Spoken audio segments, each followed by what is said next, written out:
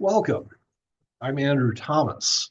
So, in this talk, I want to give a broad overview of some of the features as well as conceptual issues associated with the Bozeman UDC. This talk is intended, again, as a conceptual overview. I understand that there are numerous details in many of the topics that I will be speaking about that could elicit further discussion and more extensive understanding. What I will say to this is I can be reached via this email, businesslawpolicyanalysis@gmail.com. If you have questions or comments, I am more than happy to entertain any discussion regarding anything that I discussed today. So first off, to give a little bit of an introduction and idea of my background, I am an academic. I have lived in Montana now for 9 years. I've lived in the Northwest for the better part of 30 years, off and on. My background is, again, predominantly as an academic, but I am also an attorney who's practiced in areas of property law and a land use and policy consultant. My master's and Ph.D. is in political science, emphasizing areas of public policy administration and political behavior. I also have a law degree and a master's degree and doctorate in accounting and finance. Got all of those degrees so that you don't have to. So hopefully I can share some of my understanding and background with you today in this talk to help you understand this very important issue. And again, feel free to reach out if you have any questions or comments. So the Bozeman UDC proposes both general as well as specific goals and standards governing development in Bozeman's incorporated area. It also integrates with both countywide as well as statewide planning goals. This talk will be divided into a couple of sections, and they're somewhat independent, but they're also somewhat related. The first section that I'd like to discuss is goals. So goals represent the conceptual premises from which specific policies are derived. And as we will see, the specific policies promulgated in the plan definitely relate to these goals. Also, when we consider the goals broadly, they speak volumes to many of the critiques as well as agendas that are implicit in the UDC plan. So this is taken directly from the UDC, and I'm just going to briefly review and comment on some of these goals and then give a little bit further analysis. So one of the goals of the UDC is promoting neighborhoods that are self-sustaining and will lay the foundation for healthy lifestyles. So right off the bat, we have an issue with ambiguity. What exactly is self-sustaining? Montana as a whole is not a self-sustaining state, for example. If you were to cut Montana off from the national, let alone global economy, we'd be in trouble pretty quickly. A single neighborhood in Bozeman cannot be self-sustaining. If it were, the standard of living would be pretty primitive. Also, what is a healthy lifestyle? Implicitly in this statement is the idea that people should be walking, using their cars less, out of a feature of urban design.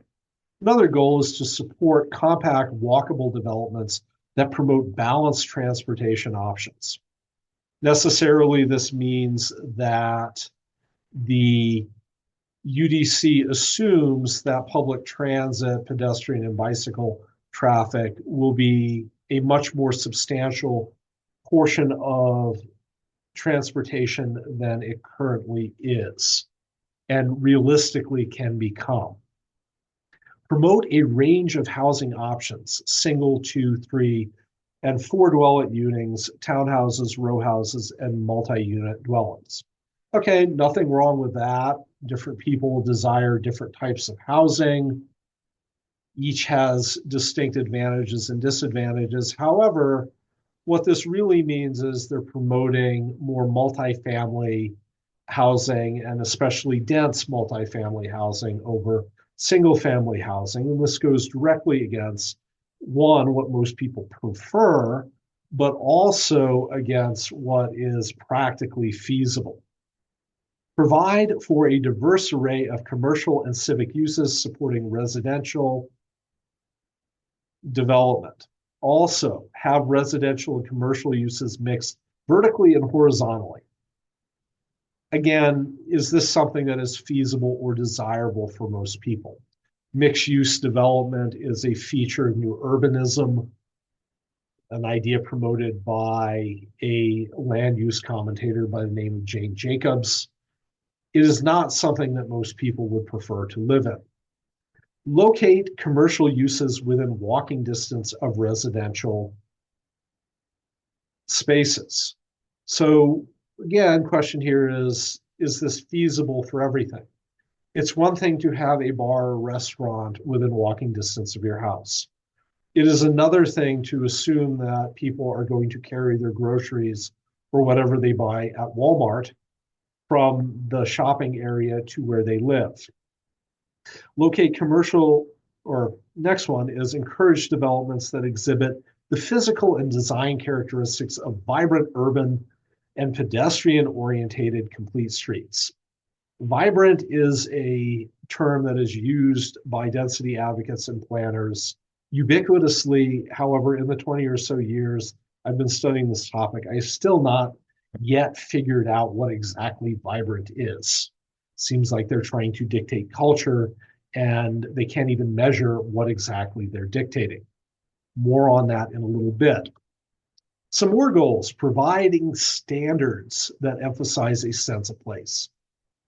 What is a sense of place? Much like vibrancy, it's a very arbitrary concept. Seems more like a marketing gimmick or a brand than robust, unambiguous public policy related to infrastructure. Enhancing an existing neighborhood's sense of place and strive to make it more self-sustainable. Again, more fluff words that really cannot be translated into tangible or unambiguous action. Now, that isn't to say that communities don't have a right to determine the character of their neighborhood or influence it. However, it has to be understood that that is an organic feature of a place developing on its own, and it cannot really be dictated by government policy. Encouraging new neighborhood commercial centers with a unique identity and a strong sense of place. Again, fluff. Developing commercial and mixed-use areas that are safe, comfortable, and attractive to pedestrians. All right, that may be attractive. However, realistically, what proportion of commercial as well as residential spaces are going to be like that? Reinforcing the principle of streets as public places that encourage pedestrian and bicycle travel, transit, on-street parking, and physical elements of complete streets. No mention of the primary mode of transit, which is the car, and ensuring that traffic flows efficiently and smoothly. In fact, when you look at a lot of planning literature, there is this concept that is frequently discussed relative to promoting public transit, which is the idea of induced demand. Therefore, if we make congestion worse, people will walk, ride their bikes, or take buses. Again, not very rational public policy. Some more goals: creating, where appropriate, centers within existing neighborhoods. Centers for what? The idea that, for example, every neighborhood needs a grocery store that's likely quite expensive to be within walking distance of the community is questionable. There's a reason why big box retailers such as Walmart or Winco or Home Depot developed, because people generally, when they buy stuff from those places, buy in bulk at lower prices and they can transport it with their cars. Facilitating proven market-driven projects to ensure both long-term and short-term financial viability. This is a little bit of a lie. In fact, it's a very big lie. The type of development that is promoted in the UDC, if you look at communities that have adopted it, so one example is Portland, Oregon, results in much, much more expensive building types, much higher infrastructure costs, also much less desirable commercial as well as residential spaces, and ultimately impinges upon the financial viability as well as social and environmental viability of the community.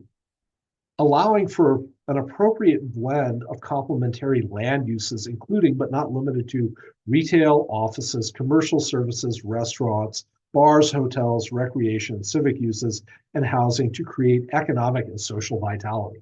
So I guess vitality is the cousin of vibrancy. Nothing wrong with compatible uses, but again, we have to question what that really means and whether or not it should be part of a regulatory code that applies to all residents of an extremely diverse community. Emphasizing the need to serve the adjacent local neighborhood as well as greater Bozeman area. Okay, this is great. The broader question here is how is that best achieved?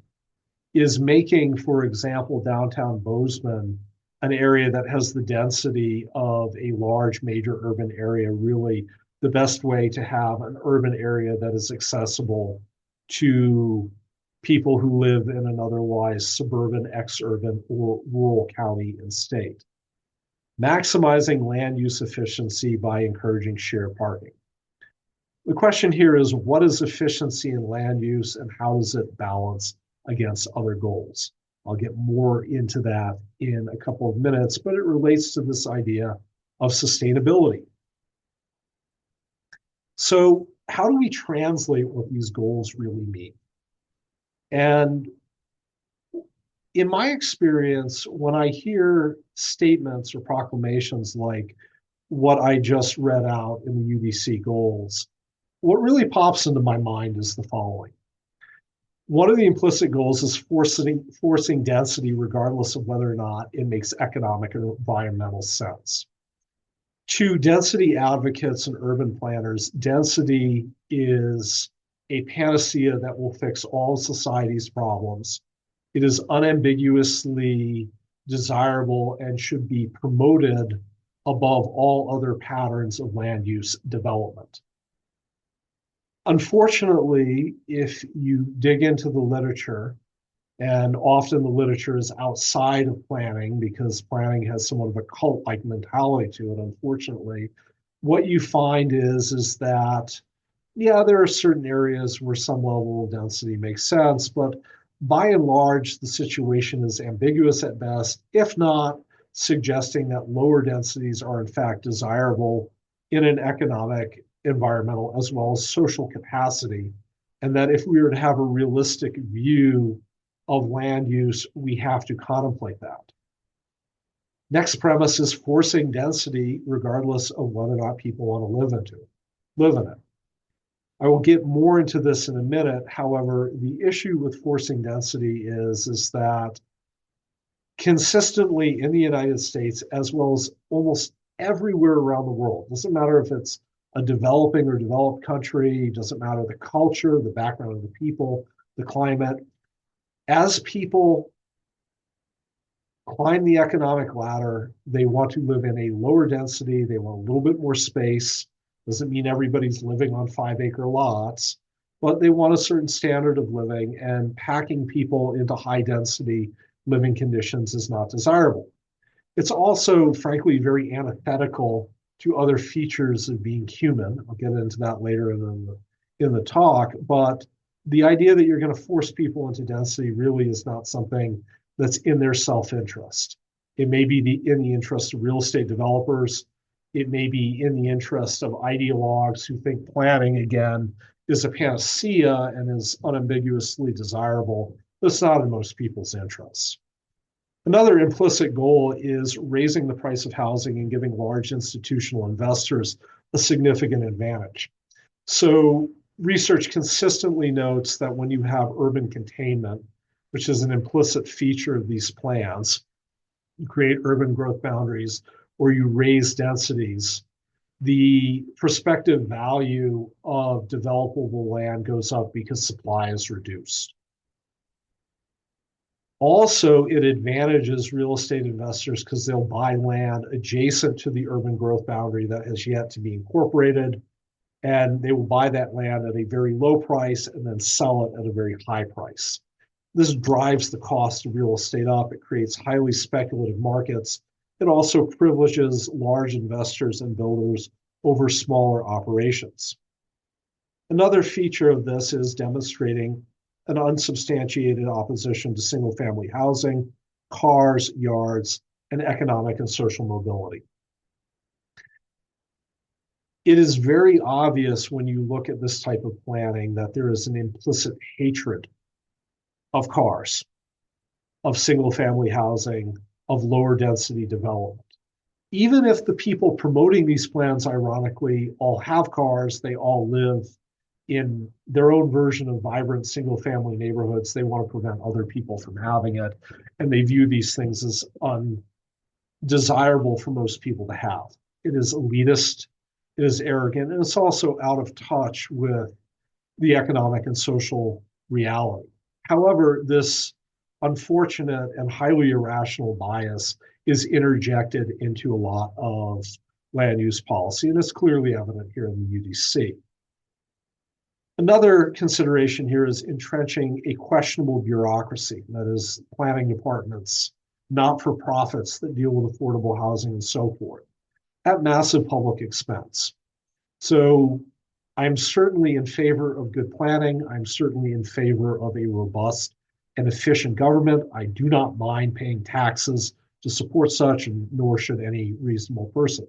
However, when you have agencies that are entrepreneurial, one of the things they do is they create regulations to expand themselves, to increase their costs. So when we look at the UDC, it's 528 pages. That's a substantial expense to write. It's also a substantial expense to implement, revise, and regulate. All that requires more people. It requires a larger bureaucracy. And as bureaucracies get larger, the leadership generally demands more money, more consultants, also more collaboration with not-for-profits that support their goals. Again, no one is opposed to good planning, but that does have to be contemplated. The final point about UDC goals and what they really mean is this idea of promoting vague concepts. As I said before, vibrancy. I've been studying this stuff for the better part of 20 years. I've never found out exactly what vibrant is. Does it mean that the community vibrates at a certain frequency? For example, I hear Taos, New Mexico has a certain hum to it that certain people can move here.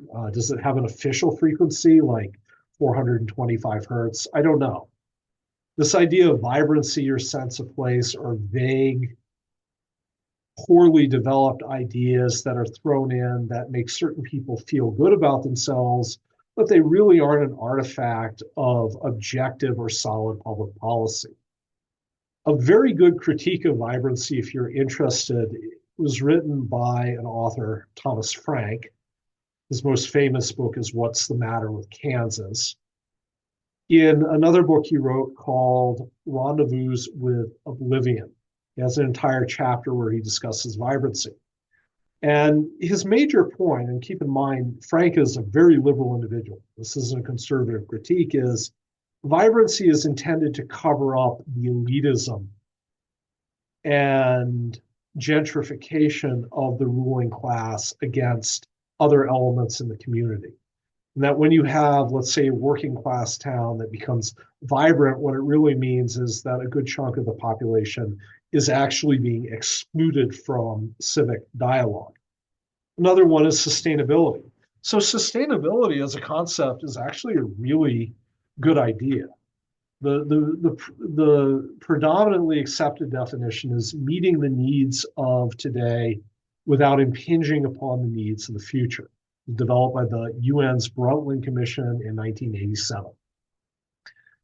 Sustainability has components, and it's not a perfectly objective metric.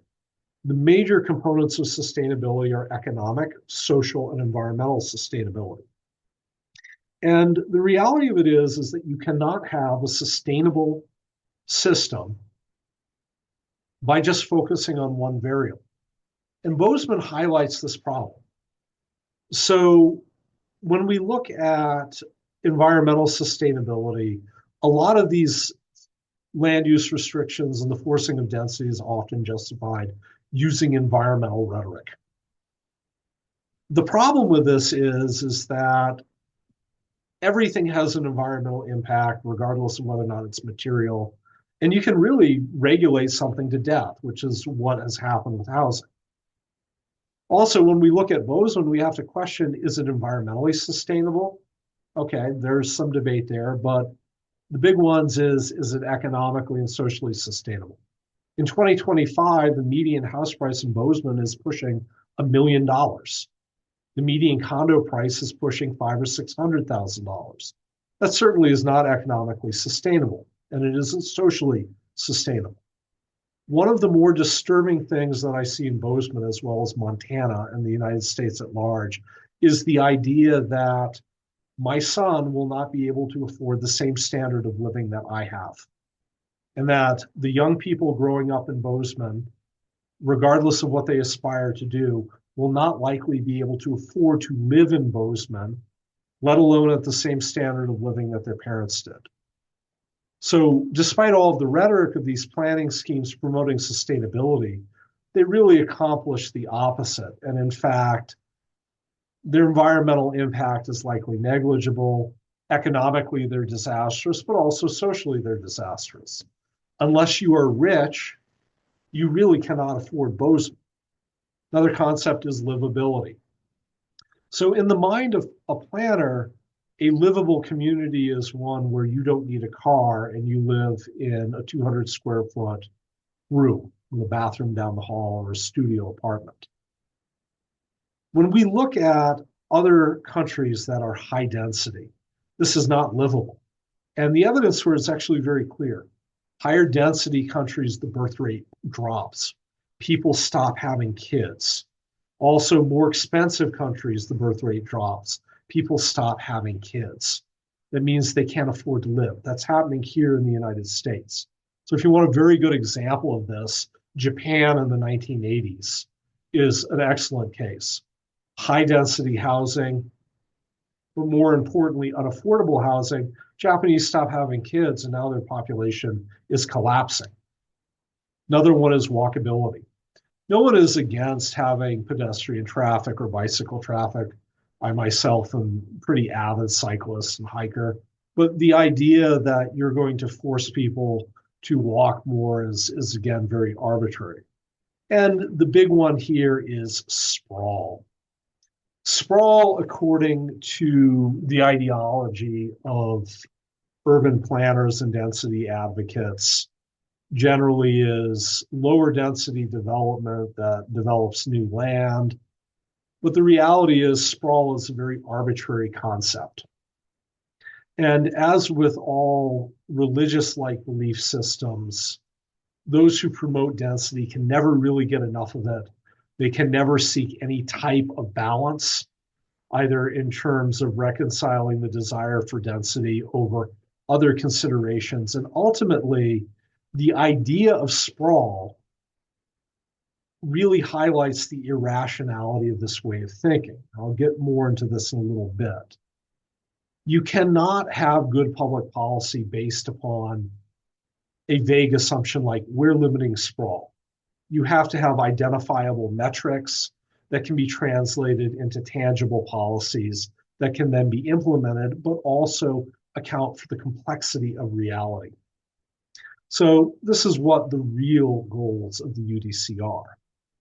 So a little bit more on this idea of sprawl to highlight this, because this is an important one.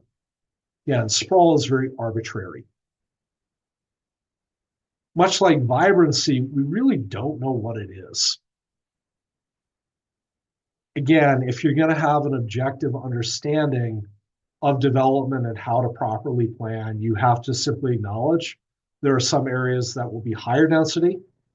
There will be other areas that will be slightly lower, middle density, low density, and so forth. So to highlight this point, let's look at some satellite images of various development patterns and contemplate this one specific issue. And again, this can be applied to the other features of the UDC goals.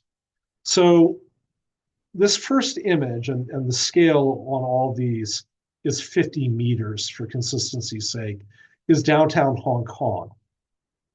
So pretty unambiguously, this is a high density urban area. It's one of the densest areas in the world. You see high rise residential buildings, you see very little open space. People are packed in here.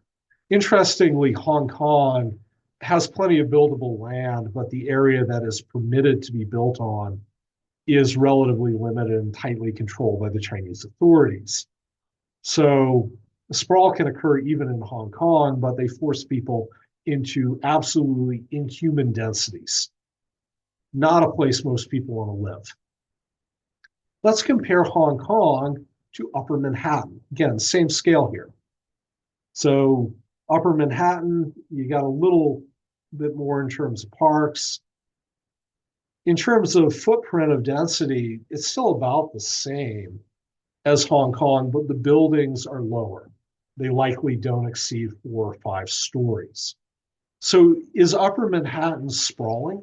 It's lower density than Hong Kong. In this area, you probably have a population density of 15 or 20,000 people per square mile. In Hong Kong, you have a population density of probably 30 to 50,000 people per square mile, depending upon the area. Moving along, Queens. So getting out to the western portion of Long Island, New York. In this area, you see predominantly single family housing on small city lots. The lots are likely 50 to 70 feet by 30 feet. You know, there's a little bit of yard for people, but not much. However, when you look at the density here, it's still probably 5 to 7,000 people per square mile, if not more. Is this sprawl? Moving along to more central Long Island, so we're going out the Long Island Expressway. We go to Brentwood in Suffolk County. This is more lower density urban single family neighborhoods like Levittown. These houses are on lots that are likely 50 to 70 feet by 100 feet.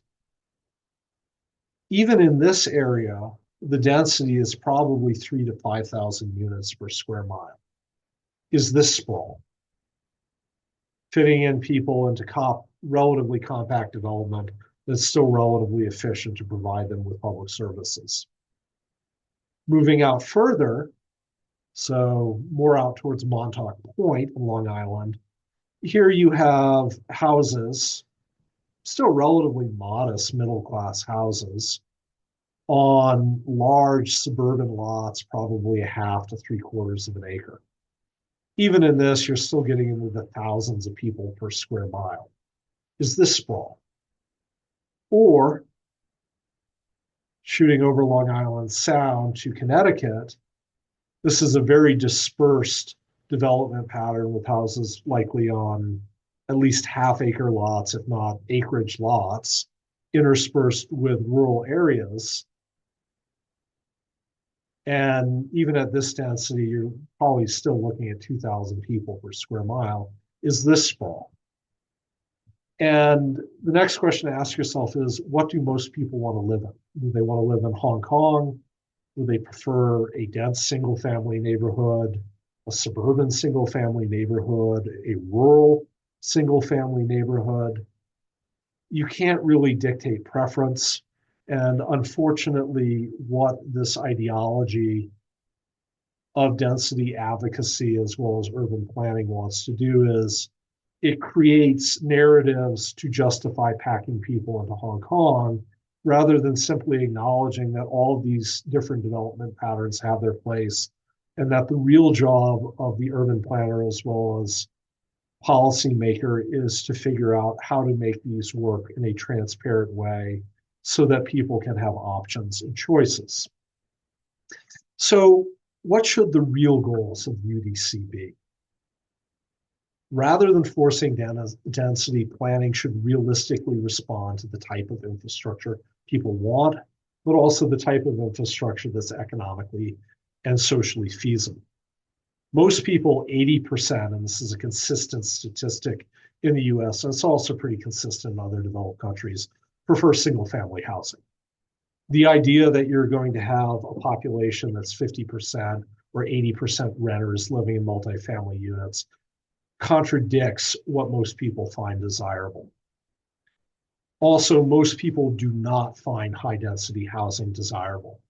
It's one thing to be a young single person or college student in your early 20s and have an apartment, makes getting home from the bar late at night, a little bit easier, but once you get a little bit older and want some more space, the single family house in suburbia or the rural property where you can have your projects is generally a desirable thing. Also, as I said before, density, when you look at birth rates, very consistently results in lower birth rates because it becomes expensive and frankly very problematic for people to have families and keep society going. Also, when we look at transit, I am all for public transit. I think there are people that need help that cannot drive. I think that buses have a place. I also think rideshare has a place. However, the reality of the modern world is that the private automobile makes economic and social sense, but also environmental sense. So here are the statistics. The light blue bar here is US highway passenger miles. As you can see, cars, so light duty vehicles, are the overwhelming majority of trips. Buses, rail, light rail, so forth, are only a very minor part of US transportation. Now, a lot of the planners will say, well, what about Europe? Europe is a vibrant, dense place. It's fantastic. Well, when we look at the European statistics, so this is Eurostat transportation by mode data for the European Union for 2023, we find that driving in most of the EU is around 85%. So the trips might be less, the cars might be smaller, but people are still driving. The reality of the economics of something like rail is it's a 19th century technology. Also, things like buses are what in economics is known as substandard goods. Once people have money to take cars, they drive. Also, when we look at financing rail, but even bus systems, invariably they operate at massive public subsidy, especially rail. So Seattle's light rail, for example, runs in the billions of dollars. It is not exactly something that is self-supporting and never will be.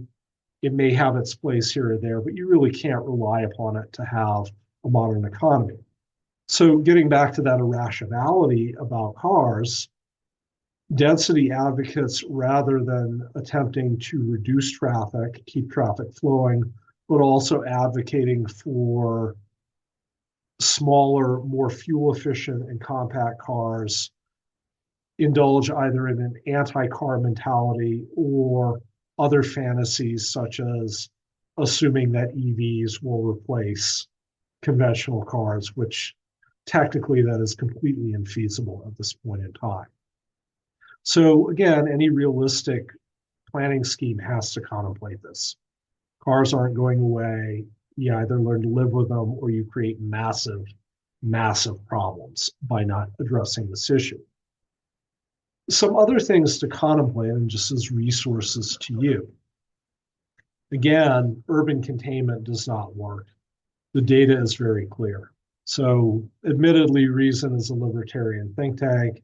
They have an agenda, but there's plenty of academic research out there that notes the economics of urban containment. Also, some other discussions that are useful. A good book is The Coming Age of Neo-Feudalism by Joel Kotkin. Joel is a traditional Democrat, and he's been very critical of this density agenda in Southern California. And one of the features of this mindset, and it's something that a lot of people don't understand or discuss, is what the elitism really amounts to is a type of feudal or neo-feudal mentality. It's the idea that a small elite group of people, either by virtue of being elected or by virtue of their money, can dictate how everyone else lives, and that people don't have the right to determine themselves. And I think that this idea should offend, obviously, libertarians and conservatives, but it should also offend liberals, leftists, and socialists as well, because essentially what the mentality states is that people don't matter and that society exists to serve a few. This is very contradictory to modernity and the goals of the Enlightenment that have made modern progress what it is. Joel Kotkin has a website, newgeography.com. It's worth checking out.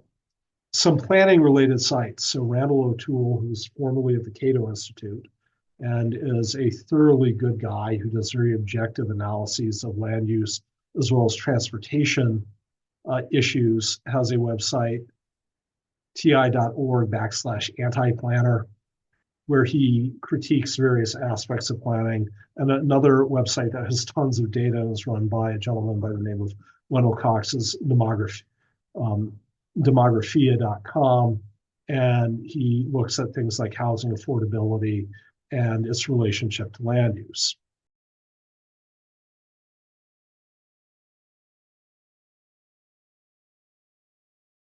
In the first part of this talk, I addressed issues of goals of the UDC and how it relates to broader concepts of public policy.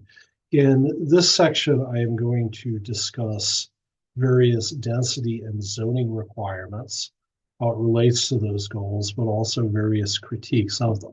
And again, as I've mentioned before, this is an overview.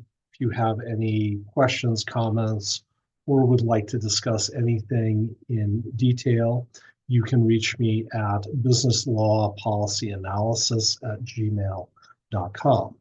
All right, so let's get started. When we look at the UDC, it has various standards for zoning districts. And the districts are based upon either density or their use as either commercial, residential, or mixed use districts. So these are the various categories promulgated by the UDC. So most zoning, which is a use-based categorization, is pretty widely accepted. So the city of Euclid, Ohio versus AMLO Realty, which was heard in 1913, set up the standards constitutionally for permitting zoning. Most people generally prefer having some use categorization. It isn't really as controversial as some people would like to note. However, recently, in a push to densify areas, but also in a push to increase real estate investment values, zoning has come under attack as being something that is undesirable.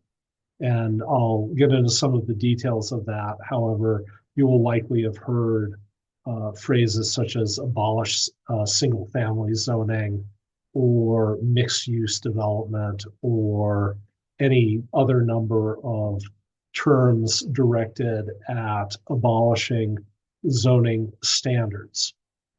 And again, there is both an ideological and economic agenda behind those. So when we look at the Bozeman standards for residential development, the images noted below pretty much show the different types of standards. So relatively high density, single family, multifamily zoning in residential A, up to 8 units per household. The next is residential B, which is up to 24 units. And then residential C is likely 100 units, give or take, per building. So right off the bat, what we have to ask ourselves is, realistically, if you were to talk to most people, what type of housing would they likely prefer to live in if they wanted to live in a urban area in Bozeman or frankly any other community? They would likely tend towards this. And realistically, even when you look at, let's say, somewhat transient populations like college students, even residential B is a pretty dense area by most standards. Residential C really is something that you only see in larger urban areas. However, it is prominently featured in the UDC plan. Also, there are mixed use standards where commercial space is on the first floor, but then residential space is above. All of these are very high density areas by almost any standard, either in the United States or abroad. So another feature of the UDC is the idea of minimum density. Now, the idea of minimum density is that you cannot have densities below this. This is a tool that is often used by density advocates and urban planners to force development into higher densities than what it would otherwise occur. So as I mentioned in the earlier talk, when you look at areas that urban planners are critical of, so dense single family neighborhoods outside of major cities, they often say they're not dense enough. They need to be densified further. And one of the ways that they accomplish this is through having minimum density requirements so that areas will be rezoned progressively to go from, let's say, quarter acre lots to 10th acre lots to 2 units per lot to 4, 8, to eventually multi-story mid-rise buildings that are 10 or 15 stories high. Even though this seems like a technical requirement, in reality, it's in support of an ideology. And to be realistic, if you were to deal with issues of density, there are a few considerations that you have to keep in mind. One, what is technically feasible? To densify an area, so take, let's say, a dense single family neighborhood in an urban area that's on, say, 8th acre lots, and double or triple the density by having infill development, you realistically will have to replace all the infrastructure. And doing that, so water and sewer, will likely be more expensive than the actual value of the housing that you will be building. Another consideration, again, is whether or not people want to live in it. So the general strategy with density is you have urban containment, so you can't have urban expansion, and then you densify existing areas and essentially transform communities over time into the dense utopia or utopias that density advocates deem to be desirable. So the best way to understand this, and there's a lot of nuance to this, and again, feel free to reach out, is by looking at Bozeman and thinking about what density means, but also what zoning means in Bozeman, but also other places. So the white line denotes the incorporated areas in Bozeman. So realistically, if we look at a satellite image of Bozeman, the type of dense urban areas that are covered in everything but the residential A area only fill in a couple blocks in town at best. Most of the traditionally dense areas in Bozeman are single family or duplex housing on, relatively large urban lots. And then when we zoom out, what we find is the majority of people live in either lower density suburban housing or more broadly in exurban suburban housing or low density rural housing. Another thing to consider is when we look at this graph or this map, there's plenty of land in Bozeman. Bozeman is not running out of theoretically buildable land. So despite the rhetoric of, oh, we're running out of land to build on, it clearly is not the case. Oh, taking the Gallatin Valley as a whole, less than probably 5% of it is in fact built space. Now, is that to say it's desirable to turn Bozeman into Tokyo? Obviously not. However, when having these discussions, we have to keep the greater context in mind. All right, so this is Bozeman. Now, just to put it in perspective,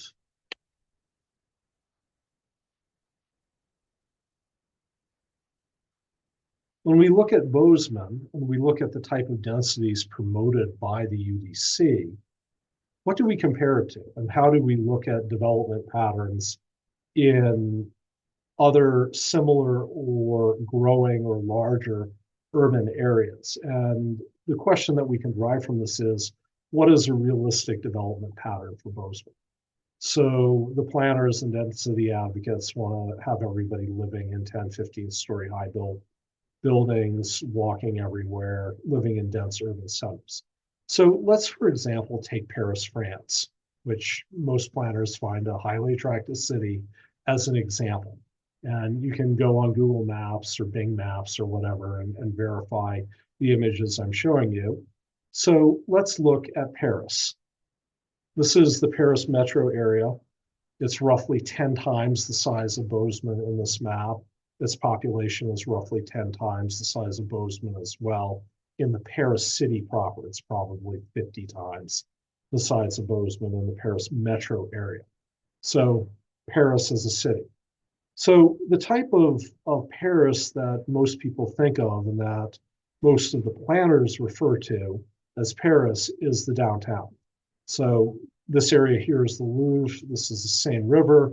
This is classical Paris. It was platted in the early 19th century in a certain dense urban way, which realistically, when you compare it to other urban areas like Hong Kong, isn't that dense. But as you can see, it's the type of density that you would see promulgated in the denser residential or mixed-use areas in the UDC.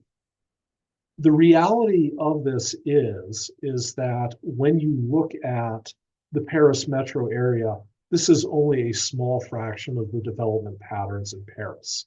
So if we zoom out and go to a suburb, which this is probably 80, 90% of Paris, what we find is, so suburb area outside of town, you can obviously see that they have some amount of urban containment. But when we look at the development patterns, so let's zoom in on this little area here, what we find is the most of the land used in the Paris metro area is single family housing on what appears to be relatively large, only quarter acre lots, and at best, duplexes and small apartment buildings. So again, the type of density that is being promoted by the UDC is not really realistic. It's not really practical in terms of thinking about what is feasible or desirable, or frankly, how other cities have developed. So again, and I would encourage you to do this, when you look at most urban areas in allegedly dense Europe that has much higher population density than the United States, what you find is there's still a large amount of low density urban development. And that, again, is what most people find to be desirable.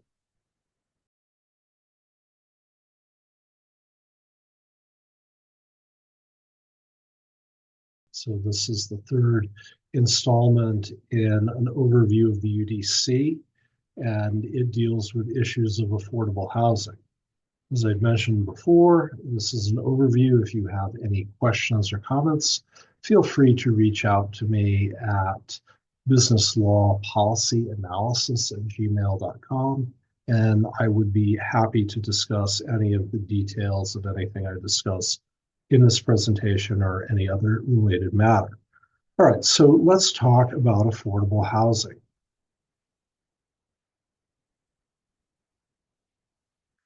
So affordable housing obviously is a very hot topic.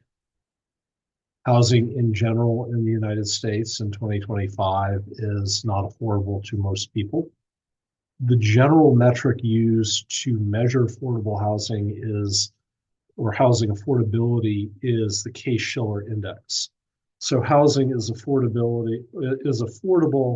if the house price is less than 3 times, but preferably 2 times total family income.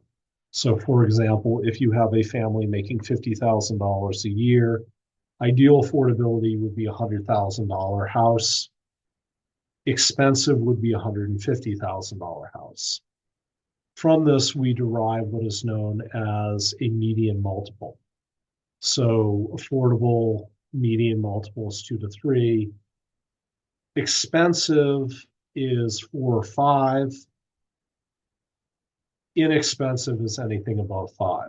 So currently, when you look at Bozeman, median house prices for multifamily units are $500,000 or $600,000. Single family units, they're almost $1 million.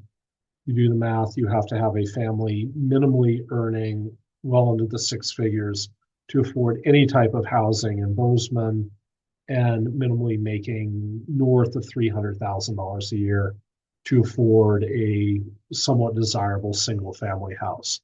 Bozeman is highly unaffordable.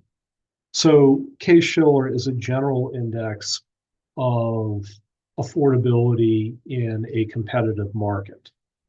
Affordable housing refers to often public programs directed at subsidizing or building subsidized housing for low-income people who, under their own financing, could never realistically afford housing. So housing affordability is market. Affordable housing is housing that results from government policy. Realistically, both issues are of concern and both issues need to be dealt with. Conceptually, there is no way to not have a market for private housing.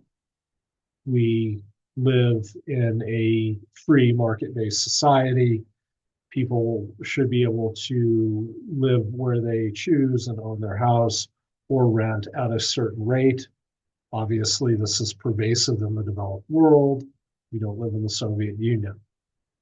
However, also realistically, when you look at most modern market economies, for people that are disabled, retired, or of low income, there is some place for affordable housing as a function of government policy.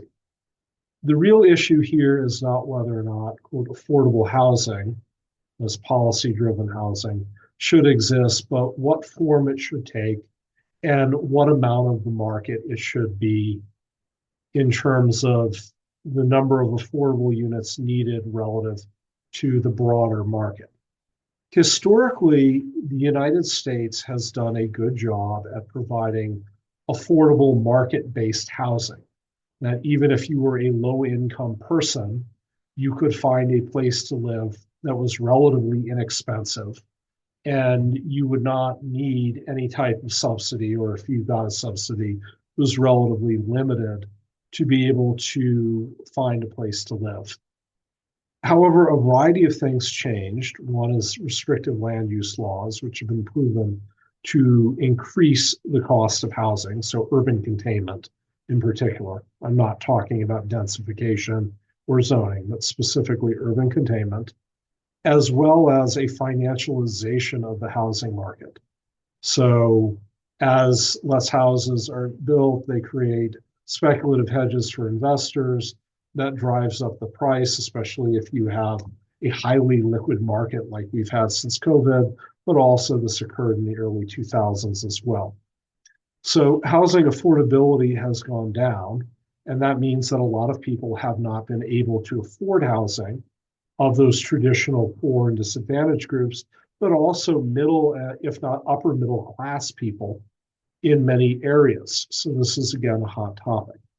Generally speaking, in terms of policy, the best way to address issues of housing affordability is to create more market rate housing before you contemplate programs directed at housing people who cannot afford it or who are homeless. Let the market work and then correct for whatever market failures or externalities after you've given the housing market an opportunity to function. The UDC does not contemplate this. And as I've mentioned before, the UDC is fixated on forcing density, which is expensive, and other arbitrary goals. Where the UDC does address issues of affordable housing is by creating requirements that new developments subsidize affordable housing as a function of the permitting process.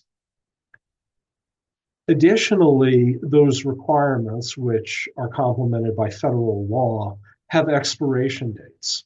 So there are a couple of problems with this. One, the requirements for affordable housing add an additional cost to market rate housing. So if you have a subdivision and there is a requirement that 10% of the housing be affordable, so 10 units out of 100, the cost of those affordable units will now be distributed over the other 90 market rate housing units. This increases cost. The other feature of this is there's an expiration date. So the builder can get low-income housing tax credits, can subsidize their development if it's, let's say, an apartment complex. But then after 30 years, all those affordable housing units become market rate, and whatever benefit was garnered from them is now dissolved. This is a highly inefficient and problematic approach to addressing the market issue of housing affordability, but also affordable housing programs that are promulgated by the government and not-for-profits. So these are some of the standards about what is defined as affordable housing in the UDC. And again, this is highly problematic for a variety of reasons. So there are also incentives that governments provide to incentivize the development of affordable housing. So either monetary incentives, but also regulatory incentives that waive certain planning requirements for affordable housing developments. Realistically, some of the procedural aspects of the permitting process, admittedly, are expensive.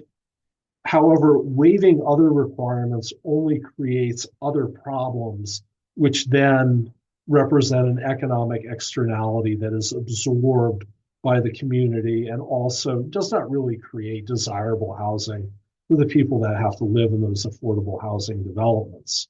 And arguably, when you look at Bozeman, are completely unnecessary to begin with.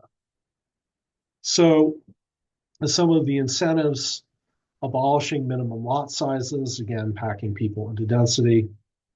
Also a waiver of parking requirements for off-street parking, again, highly unrealistic. When you look at even low-income people, one of the keys for low-income people being successful economically, either in America or anywhere else in the developed world, is them to have access to an automobile so that they can drive to a job. Study after study very clearly notes that when you force low-income people or anyone to take transit, they spend an inordinate amount of their day commuting, whereas cars, again, are more economically efficient. So abolishing parking requirements simply makes it more difficult for them to drive and find work and so forth. Also, there is various infrastructure waivers that are considered as incentives for developing affordable housing. So no minimum lot width, off-street parking reduction.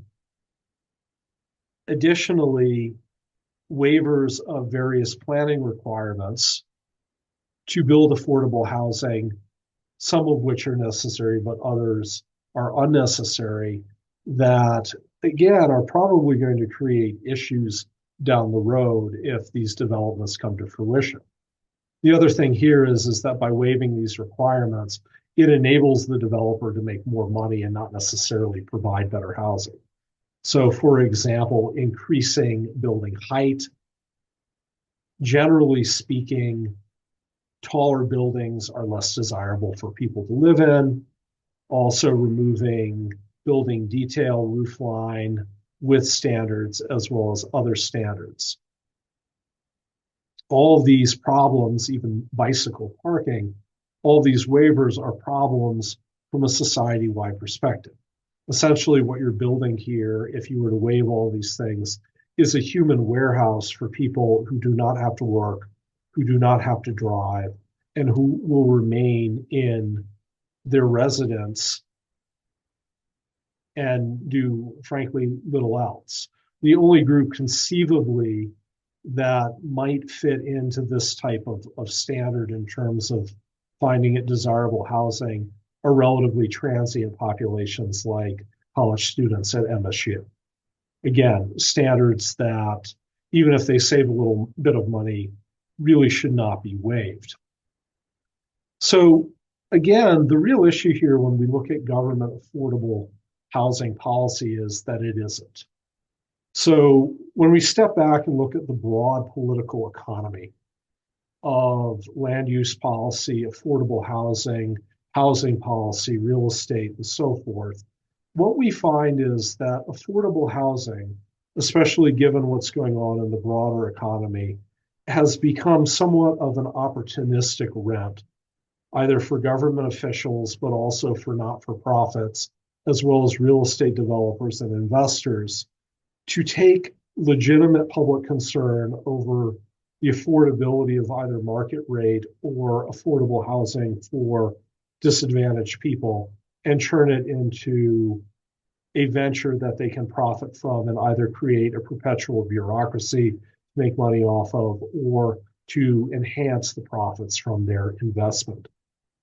And the broader issue here is that it simply does not need to be this way. We can, for example, find a situation where there is plenty of market rate housing that is desirable that people want to live in, but we can also create developments via government policy to help those that need housing assistance and help getting them off the street. And I think that the biggest takeaway on this, if we are thinking holistically about it, it's the most telling is when you look at the incidence of homelessness in the United States, it's growing despite all this attention being paid, especially in large left-leaning cities, such as San Francisco and LA, about addressing affordable housing and homelessness. And ultimately, the human toll of this is absolutely disastrous, it is inhumane. It is something that the United States, which is the wealthiest and most prosperous society in human history, can easily avoid and should be addressed. So the real drivers of unaffordability, again, are the availability of land and regulatory burden. So by densifying existing built areas, you increase infrastructure costs, you limit supply, that drives up housing price. This has been demonstrated time and time again. Mandating affordable housing only adds to the cost of market rate housing. The type of affordable housing that the UDC promotes is unattractive. It's one thing to get a homeless person off of the street and get them into a stable position. Having a bed to sleep on and basic accommodations is one thing. It's another thing to pack a low-income family into a cramped apartment where they can't park their car and where their kids don't have a place to play. That is strictly inhumane. It's also something that has a very deleterious effect on birth rates, which again has been demonstrated time and time again. Also, the types of subsidies that you see either at a local or federal level are really just rent-seeking opportunities and grifts. Although some affordable housing has been produced by the low-income housing tax credit, the program is rampant with corruption and inefficiencies. The cost of the housing produced is 50%, if not more, higher than market rate housing. And it really does not result in better housing options for low-income people. Great documentary that came out about a decade ago is from PBS Frontline. You can watch it here. It gets into the details of low-income housing tax credits, but also housing and homelessness advocacy groups such as Shelter Force, which is a pretty left-leaning group, are very critical of these policies. Bluntly stated, there are better, more rational allocations of public funds than the current policies. And unfortunately for Bozeman, its UDC is incentivizing bad policies that will not address housing affordability and will likely make things worse. So when we look at past efforts at affordable housing, what we find is that attempts at creating the type of pedestrian-friendly, high-density, publicly subsidized housing that the UDC promotes just simply do not work. So two very notorious examples are the Bijlmer, which is a development outside of Amsterdam in the Netherlands. It was heralded as being a relatively high-density, transit-orientated development of modern apartments in the late 1960s and early 70s. If you watch this video from YouTube, it summarizes what happened, which is very predictable in that the people that were intended to live there ended up leaving the first chance they got, and various criminal elements and other marginalized groups came in, and the overall result was high rates of crime, dysfunction, and undesirable living spaces. An example closer to home in the United States is Pruitt-Igoe, which is a housing development that was built in the late 1960s outside of St. Louis, Missouri. So they went in and bulldozed a lower density urban area and put in these mid-rise 7-ish story apartment buildings. As you can see, there's at least a little bit of play space for kids, but not much parking. Doesn't particularly integrate well into the community. And these things became an absolute decrepit haven for crime and dysfunction.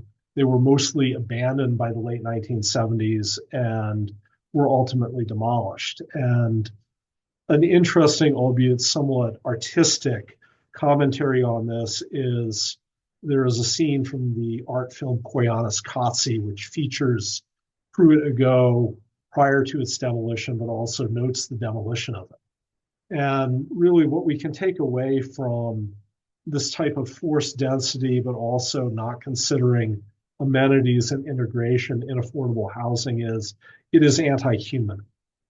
And by forcing people into this type of housing, it degrades them, it removes opportunities and dignity that they might otherwise have, and it creates, frankly, more problems than it solves. And that if we are to have rational, affordable housing policy, we have to consider the livability of these projects. And the best way to do that is by creating affordable market rate housing. But also, if we do have affordable housing developments, we have them built to a human scale and contemplate the realistic needs of residents. So a good example of affordable housing policy that somewhat works is found in Vienna, Austria. So there's a lot of what's known as social housing there. But the key features of that is that the people that live there have some incidence of ownership. The housing is attractive, it integrates in the community. The type of housing projects promoted by the UDC or incentivized simply aren't reflective of that. So another example of what happens with affordable housing, and especially the type of dense affordable housing promoted by the UDC, is exemplified by the Soviet era housing experiment in East Germany known as Halle Neustadt. So Halle Neustadt was built as a transit-orientated, obviously high-density development in the East German city of Halle Neustadt. It was heralded by Western planners, so not by the Soviets, but by people in the West as the ideal communist city. They even wrote a book about it. So the story of Hala Neustadt, much like Pruitt to Go and the Bilgemer, is very telling because what you find is that the second people can get out of this type of housing situation, they do. So this is Hala Neustadt after it was built.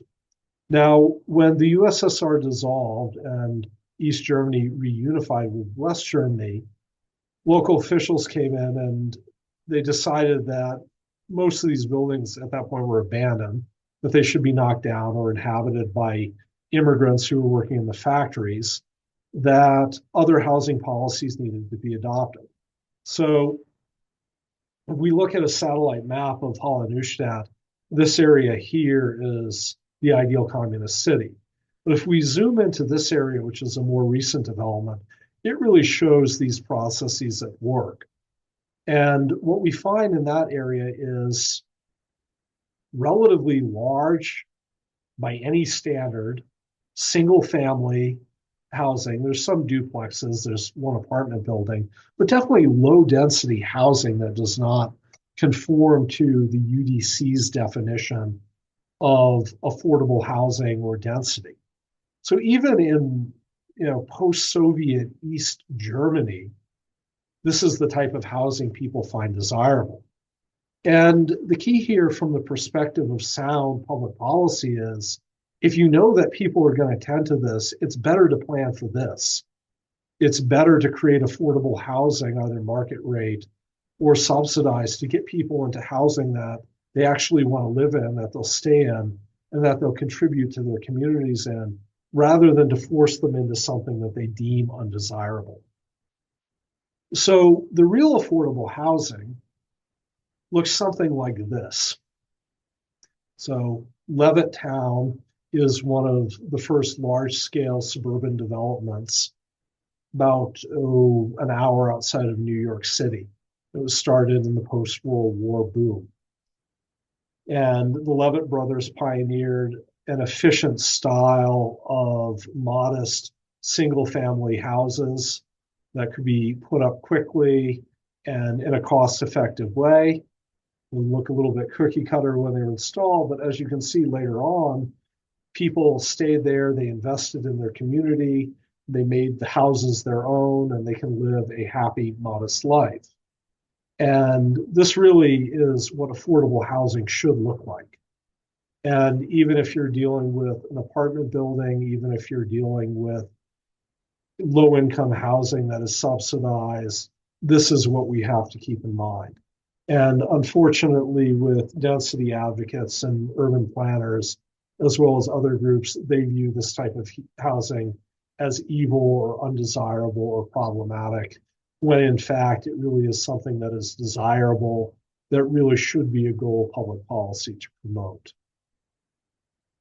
So a resource to look into various development patterns is a book that's edited by Alan Berger and Joel Koken. I've mentioned Koken before, called Infinite Suburbia.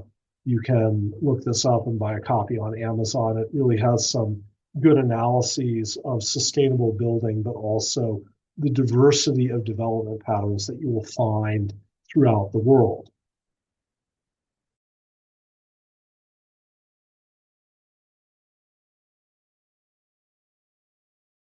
So in this fourth installment, I'm going to discuss briefly parking and design standards and how that affects the policy overall. Again, this is intended as an overview and commentary on a very complex matter.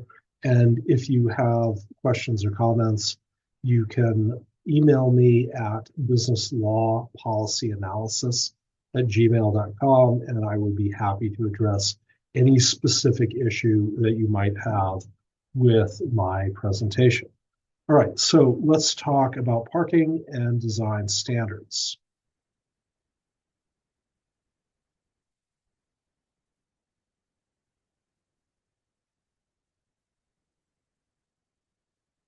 So parking, much like other features of the UDC, there are certain implicit assumptions made about parking that really do not comport with reality.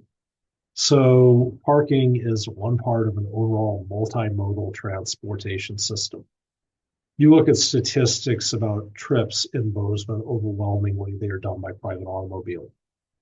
And to assume that parking isn't an integral part of that system, or that by limiting parking or abolishing parking requirements, that you will not have a negative effect is obviously an error of judgment. So the policies put forth by the UDC plan, some of them aren't particularly controversial. However, when we look at especially the waiver of parking requirements for affordable housing units, as well as the waiver of parking requirements for certain types of development, this is highly problematic. In addition to the number of parking standard or spaces required for other types of development being probably on the low end, this is problematic as well.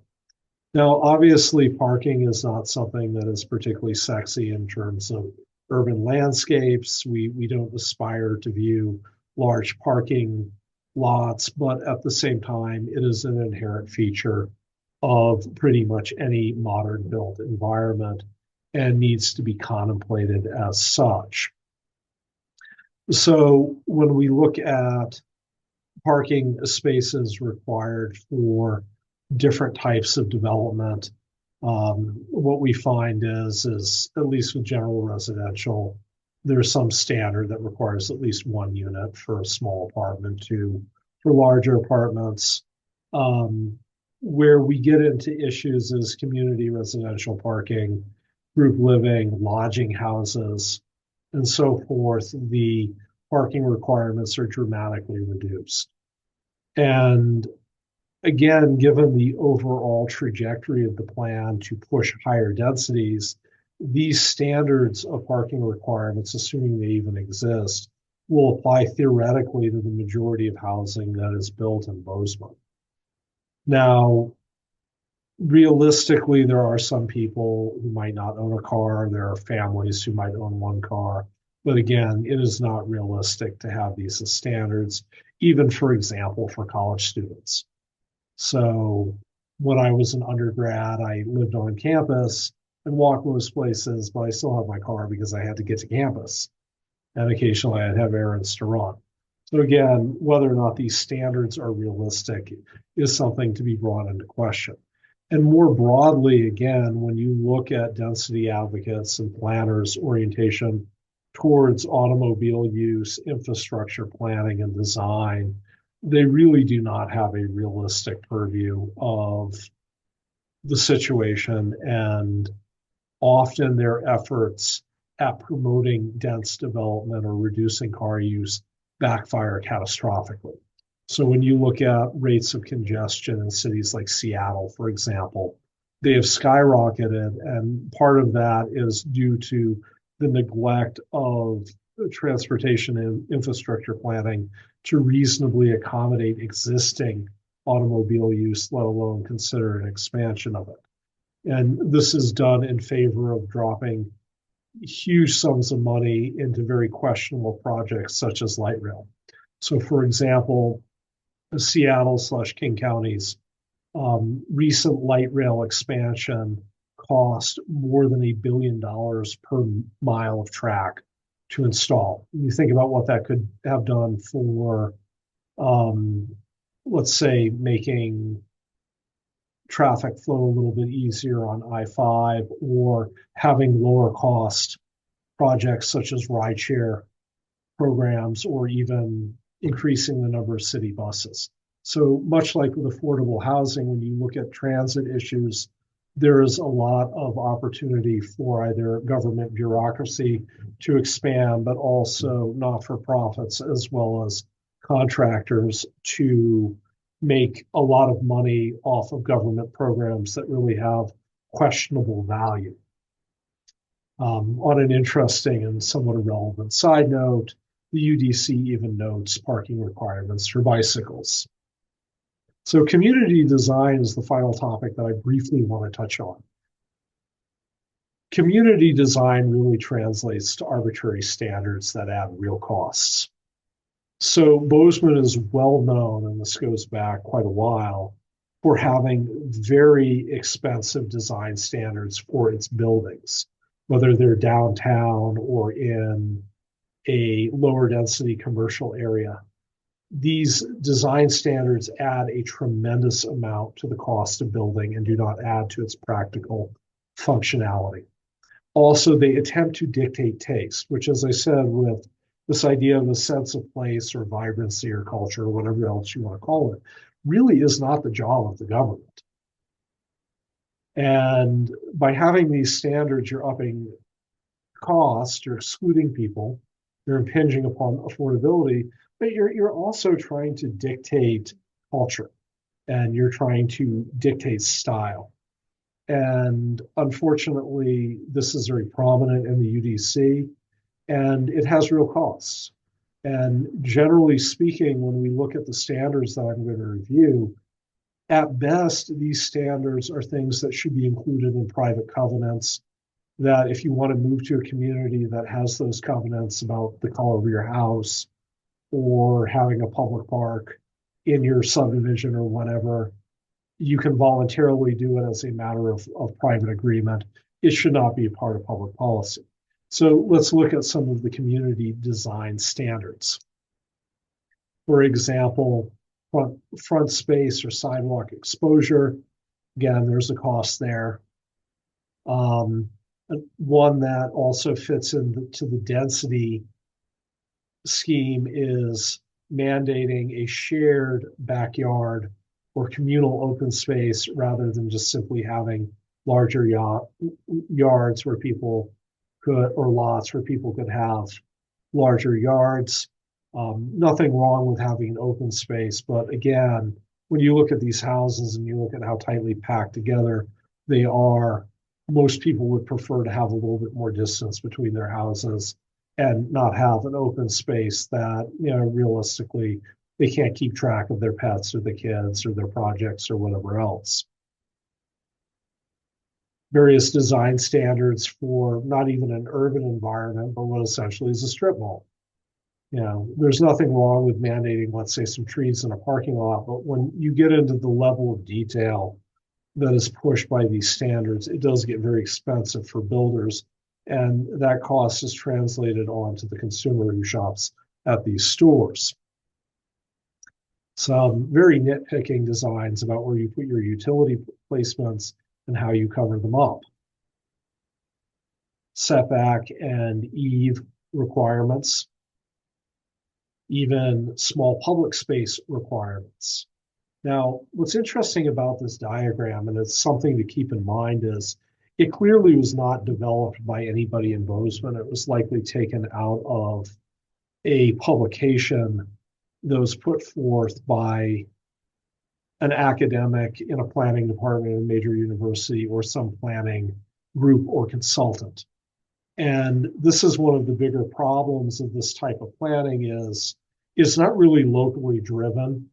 It's driven by outsiders who have a set code of things that they apply to a community, regardless of whether or not they make sense.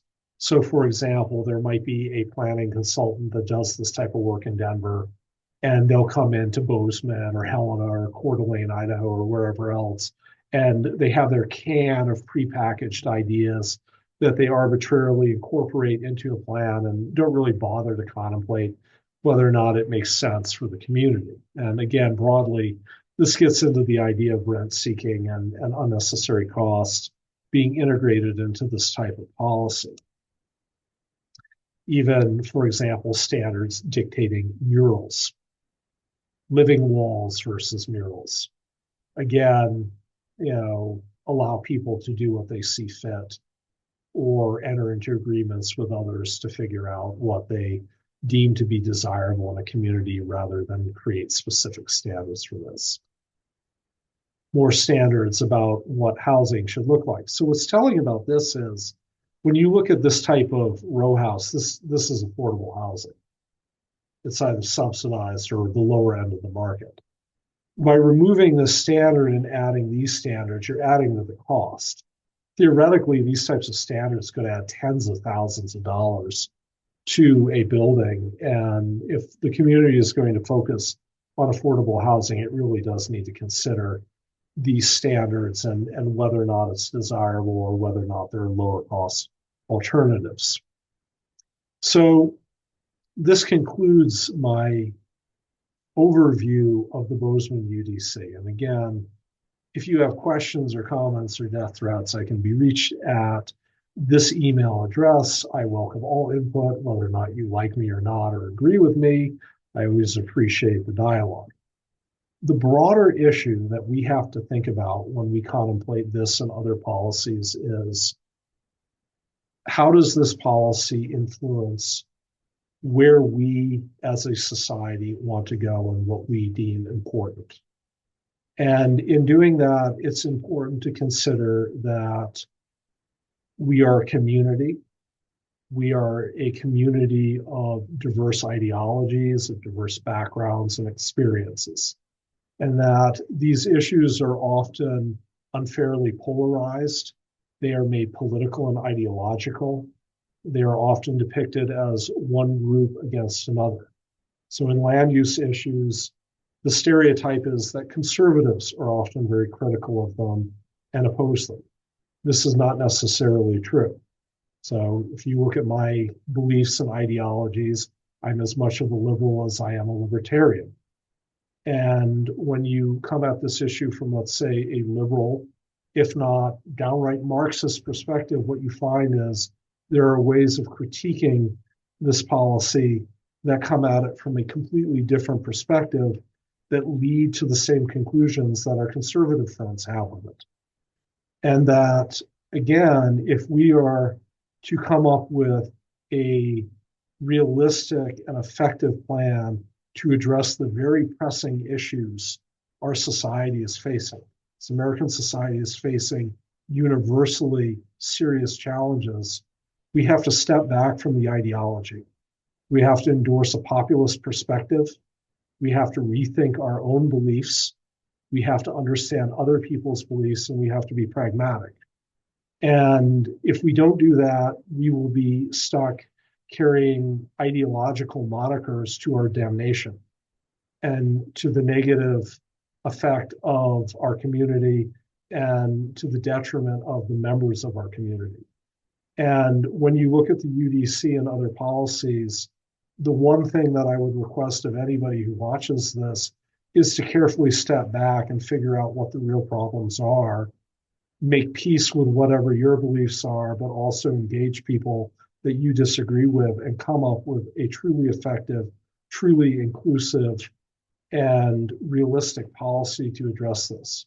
Because if we don't do this, society fails. We all suffer as a result. Thank you very much.